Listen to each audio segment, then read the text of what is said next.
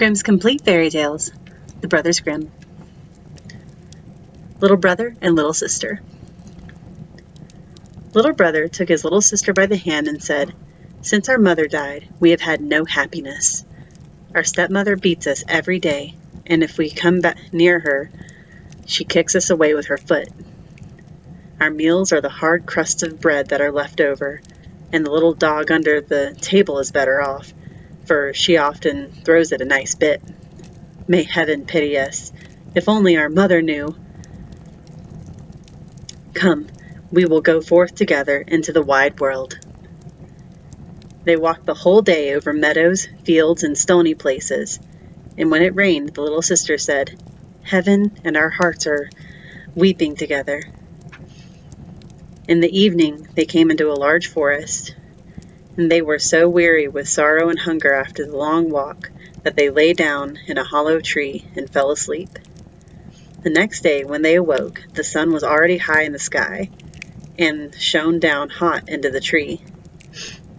Then the little brother said, "Sister, I am thirsty. If I knew of a little brook, I would go and just take a drink. I think I hear one running." The brother got up and took the little sister by the hand, and they set off to find a brook. But the wicked stepmother was a witch, and had seen how the two children had gone away, and had crept after them stealthily, as witches do creep, and had bewitched all the brooks in the forest. Now when they found a little brook leaping brightly over the stones, the brother was going to take a drink out of it, but the sister heard how it said as it ran, "Whoever drinks of me will become a tiger. Whoever drinks of me will become a tiger." Then the sister cried, "Pray, dear brother, do not drink, or you will become a wild beast and tear me to pieces." The brother did not drink, although he was so thirsty, but said, "I will wait for the next spring." When they came to the next brook, the sister heard this also say, "Whoever drinks me will become a wolf. Whoever drinks me will become a wolf." Then the sister cried out, "Pray, dear brother, do not drink, or you will become a wolf and devour me." The brother did not drink and said, "I will wait until we come to the next spring, but then I must drink. Say what you like, for my thirst is too great." And when they came to the third brook, the sister heard how it said as it ran, "Whoever drinks of me will become a deer. Whoever drinks of me will become a deer." The sister said, "Oh, I pray you, dear brother, do not drink, or you will become a deer and run away from me." But the brother had knelt down at once by the brook, and bent down and drunk some of the water, and as soon as the first drops touched his lips, he lay there as a young deer. And now the sister wept over her poor bewitched brother, and the little deer wept also, and sat sorrowfully near her. But at last the little girl said, "Be quiet, dear little fawn. I will never, never leave you." Then she untied her golden garter and put it around the fawn's neck, and she plucked reeds and wove them into a soft cord. With this, she tied the little beast and led it on. She walked deeper and deeper into the forest.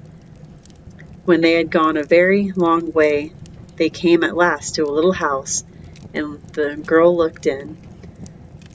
And as it was empty, she thought, "We can stay here and live."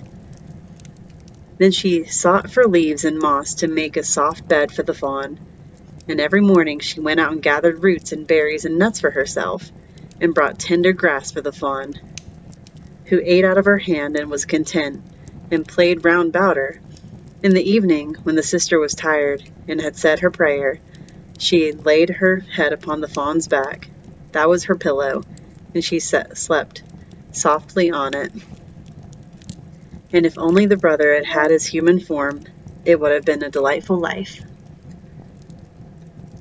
For some time they were alone like this in the wilderness, but it happened that the king of the country held a great hunt in the forest.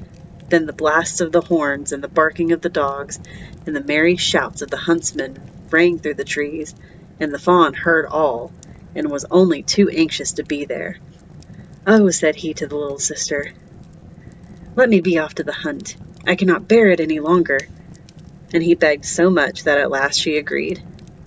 "But," she said to him, "come back to me in the evening. I must shut my door for fear of the rough huntsman.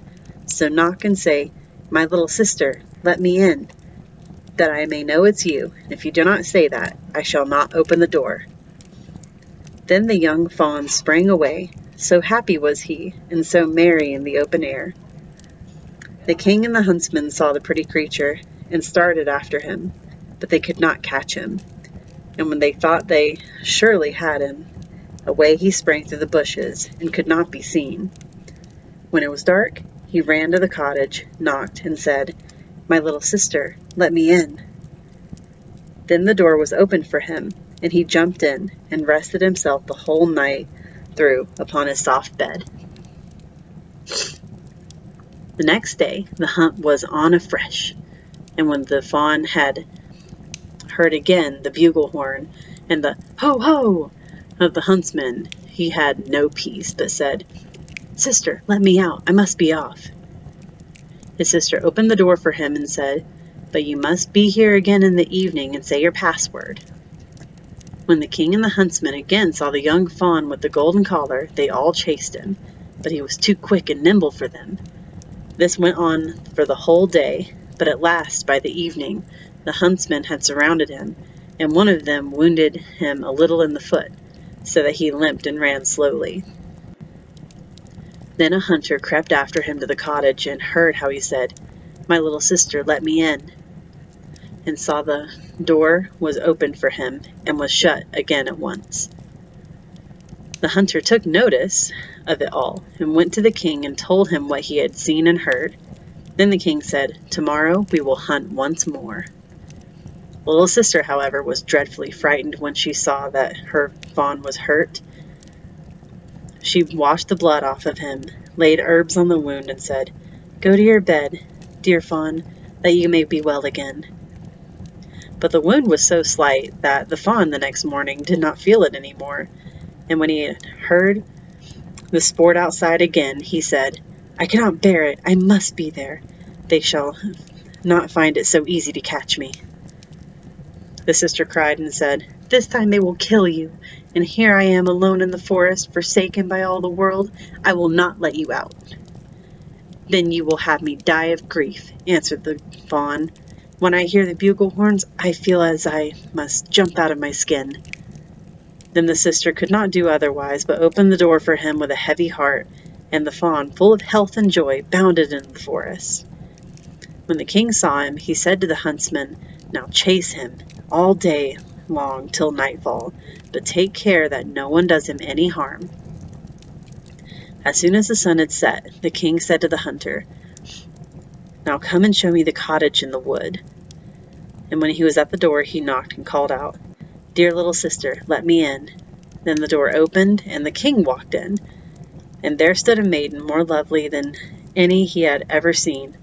The maiden was frightened when she saw, not her little fawn, but a man come in who wore a golden crown upon his head.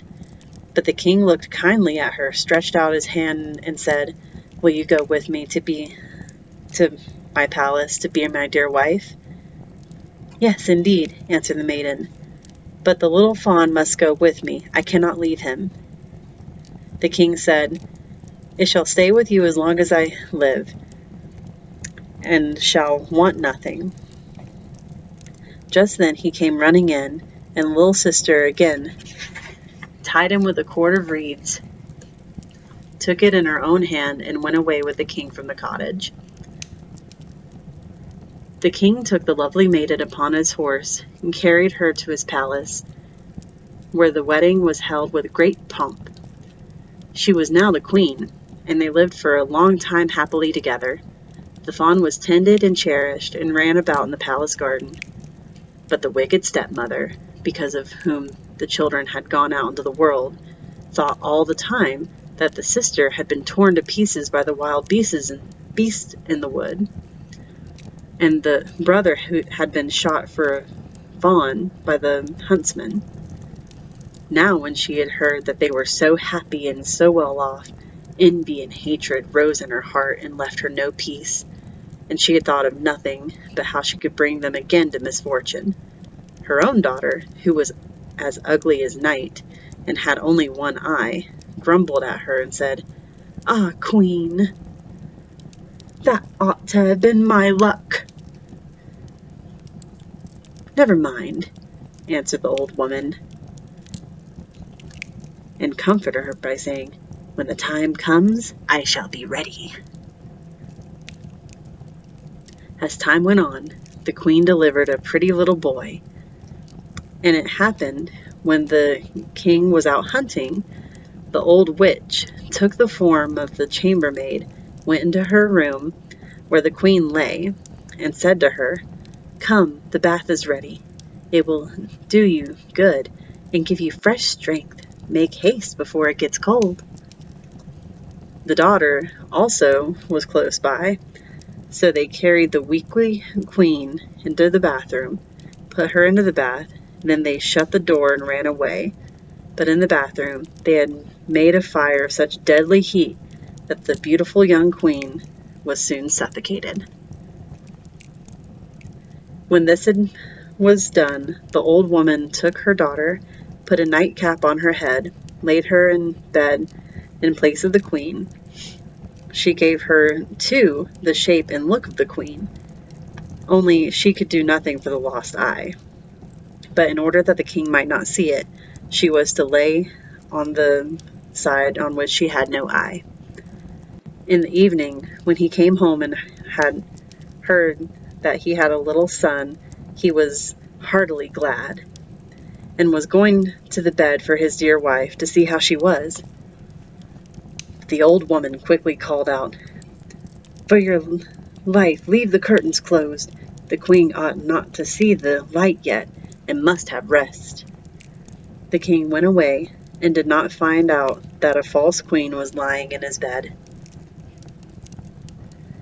But at night, when all slept, the nurse, who was sitting in the nursery by the cradle, and who was the only person awake, saw the door open and the true queen walk in. The queen took the child out of the cradle, laid it on her arm, and suckled it. Then she took up its pillow, laid the child down again, and covered it with a little quilt. And she did not forget the fawn, but went into the corner where it lay and stroked its back. Then she went quite silently out of the door again. The next morning the nurse asked the guards whether anyone had come into the palace during the night, but they answered, "No, we have seen no one."